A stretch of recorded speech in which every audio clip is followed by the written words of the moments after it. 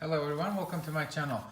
Today my micro SD card arrived for my Akaso V50, so I already unboxed it and I put an unboxing video. I can put a link somewhere on the screen for you to see it. I'm gonna go ahead and put the micro SD card in and provide you some footage tests, some test footage in various resolutions. I'll go for 4K, I'll go for 180. 180p is usually my go-to resolution, so I think most of my footage will consist of 180p, but I promise I'll also put the 4K examples in my video. Okay, so I go ahead and take the camera out. I'll actually take it out of its place here. Yeah, I'll also get it off the protective box. Let's go ahead and do this. Yeah, now our camera is out. As I showed in the previous video, here's the SD card slot, but I didn't have an SD card yesterday. That is why I wasn't able to combine my unboxing video with the footage.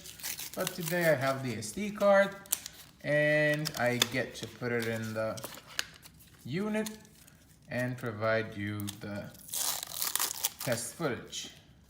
I actually have a great view from my place, so I'm sure you will appreciate the test footage very much. All right, let's go ahead and put the thingy in there. I think the golden stuff should face the other way. Yeah, let's see how it feels first of all. No, it gets stuck in there. Let's see. Is there a... How do I get it out? If I need to get it out. Let me go ahead and test. Let me go ahead and test if there's actually a mechanism. Okay, and there is a spring mechanism here. So the fit is not very secure, but it feels like I did the right thing earlier. Did I just break that mechanism? Let me show you how it works. I think what I did was correct. It wastes, no. Okay, this is a bit annoying, but it definitely is not this way, so I should be able to find a way. All right, maybe I can get a help from this. This is actually not a good idea when you're dealing with, yeah, there's a clicking sound. I don't know if the camera managed to capture it, but now we actually have the unit. Okay, so soon I'll put the review of this crazy gearbox where I bought some accessories for the camera. But for the moment, I'm just gonna use the basic selfie stick for this test. Let me go ahead and take this connector out. So there will be a direct connection to the selfie stick from the camera because they offer this connection here. So I'll be using the selfie stick for the sake of this test. All right, I think it is a good fit. Yep, it fits nicely. And I'll also secure the angle.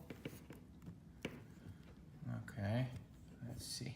I think now it is secured. So I'll be shooting like that. You know what? I can actually compare the footage with iPhone as well. So you actually get to pick and choose if you just want to use your iPhone now that they are all waterproof, or go for an action camera. Let's turn the camera on. I think I need to press a bit longer than that. This is amazing, but how do I stabilize this part? We don't know. Okay. That's 1- for the accessory set. Anyways, let's go ahead and turn the machine on. Yeah. All right, so it's already at 1080p, 60 frames per second. That's actually my favorite resolution, but let's see how it works.